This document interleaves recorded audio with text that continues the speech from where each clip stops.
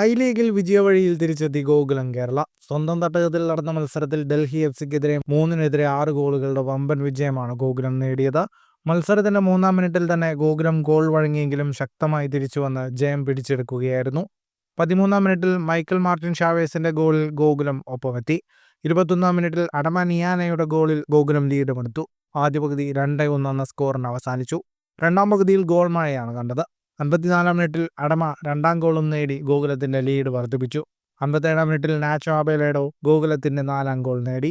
എന്നാൽ 64-ാം മിനിറ്റിൽ ഹൃദയ് ജെയിൻ നേടിയ ഗോളിൽ ഡൽഹി സ്കോർ 4-2 എന്നാക്കി. എന്നാൽ ഗോകുലം 75-ാം മിനിറ്റിൽ അബേലയുടെ രണ്ടാം ഗോളിലൂടെ സ്കോർ 5-2 എന്നാക്കി. 81-ാം മിനിറ്റിൽ ഡൽഹിക്കായി സാമിർ ബിനോങ് ഒരു ഗോൾ കൂടി നേടിയെങ്കിലും ഗോകുലത്തിനെ തോൽപ്പിക്കാൻ കഴിഞ്ഞില്ല. 99-ാം മിനിറ്റിൽ രഞ്ജിത്ത് പാണ്ഡ്യയുടെ ഗോൾ കൂടി പിറന്നതോടെ ഗോകുലം വമ്പൻ ജയം പൂർത്തിയാക്കി.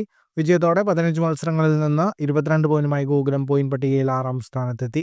ഇനി ഫെബ്രുവരി 25-ന് മത്സരത്തിൽ ഗോകുലം ഐസ്വാൾ എഫ് സിയെ നേരിടും. ഫുട്ബോൾ ലോകത്തെ കൂടുതൽ വാർത്തകളും വിശേഷങ്ങൾക്കുമായി ചാനൽ സബ്സ്ക്രൈബ് ചെയ്യൂ.